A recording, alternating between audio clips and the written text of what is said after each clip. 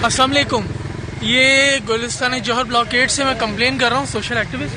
ये मस्जिद फुरकान के पास एक पोल है, इसके अंदर अभी आग लगी है, थोड़ी देर पहले है। हम इलाका मकीनों ने बुझा दिया, लेकिन पोल के अंदर करंट आ रहा है। We want immediate response, thank you.